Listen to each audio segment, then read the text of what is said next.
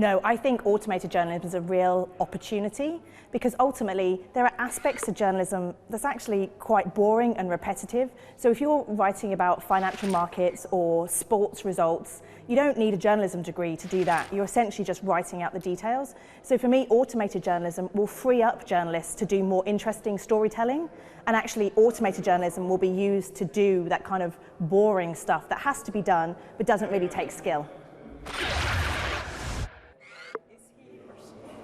So I think people are really nervous about the idea of robots, robot journalism.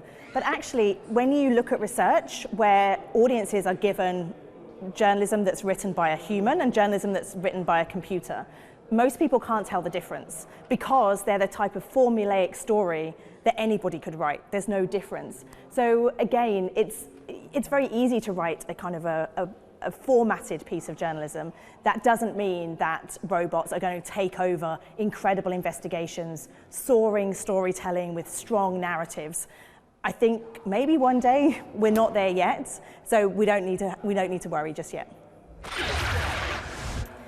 So automated journalism is certainly changing journalism, but I think there are huge opportunities. There's an example of in LA, they had a kind of an earthquake bot, which was basically writing stories when earthquakes occurred. So there are benefits to this because no journalist wants to sit and evaluate all of that information. So I think as an industry, we have to think about where it works really, really well and to say, great, let the robots do that. But where are other areas where we can just do great journalism and use those journalists to do better storytelling, to do more interesting storytelling?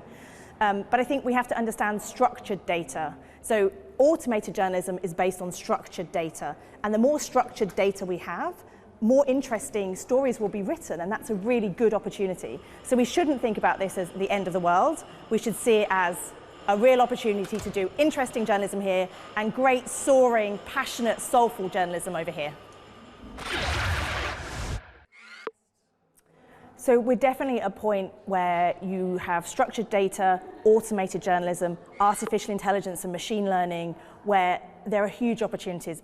But we're definitely going to get to a state where audiences, unless we train them, will get used to more and more of this type of material and will forget what it's like to read incredible pieces of journalism. So I think we have this responsibility to say computers very quickly will be able to do all sorts of things that we can't even dream of yet.